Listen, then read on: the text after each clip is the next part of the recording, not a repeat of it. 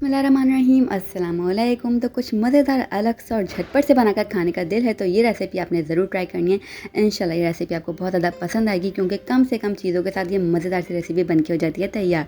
तो सबसे पहले मैंने यहाँ पर ले लिए 2 अदद आलू, उसको मैंने बॉयल किया, बॉयल करके छिलका उतार कर रख लिया।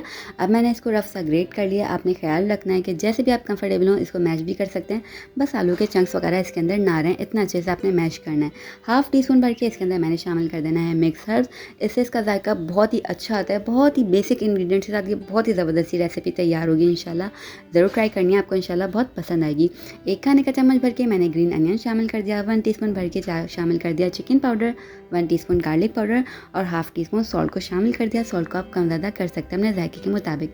अच्छा से आपने इसको मिक्स करना है। ये सारी की सारी चीज़ें डालने के बाद ये झटपट से देखेंगे यहाँ पर ये काम हो गया। अब आपने शामिल कर देना है 5 खाने के चम्मच भर के इसके अंदर कॉर्नफ्लावर। ये शामिल करने के बाद आपने इसको ना डो की फॉर्म में लेकर आना है। अच्छे से मसल के इसको गूंद लेना है आपने। अगर ये डो की फॉर्म में ना आए, जैसे अक्सर डिपेंड करता है आलू के अंदर मॉइस्चर ज़्यादा होता है, तो आपने कॉर्नफ्लावर और ऐड करके इसको डो की फॉर्म में ले आना है, ठीक है। अब छोटे छोटे पोर्शन में लेकर मैंने इस तरीके से राउंड शेप में इसको शेप दे लेना है। बॉल्स टाइप की छोटे छोटे से बना लेना है।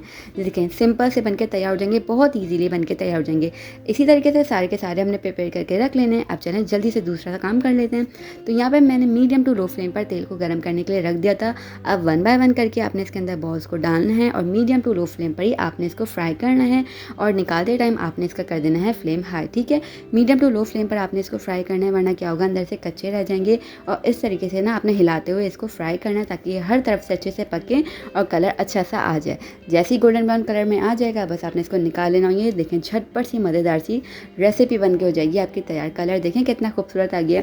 टेस्ट में ये कोई इतने मज़ेदार होंगे ना, जब खाना स्टार्ट करेंगे ना हाथ ही नहीं रुकेगा, झटपट झटपट फटाफट से ख़त्म हो जाएगा। तो यहाँ पर देखें कलर अच्छे से आ गया था, अच्छे से फ्राई हो गया था, मैंने निकाल लिया। अब इस तरीके से मैंने टूथपिक ले लिया। आप चाहें तो इस तरीके से भी इसको सर्व कर सकते हैं।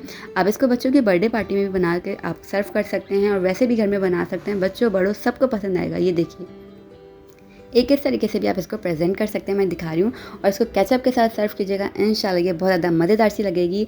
रेसिपी अच्छी लगे तो आपने चैनल को कर देना है सब्सक्राइब और वीडियो को लाइक और शेयर ज़रूर करना है। यहाँ पर देखें केचप में डुबोया और इसका जब मैंने बाइट लिया ना, उफ ये इतना मज़ेदार था कि इसके आगे जो ना आलू की सारी रेसिपीज़ जो ना ऐसी नॉर्मल सी लग रही थी मुझे।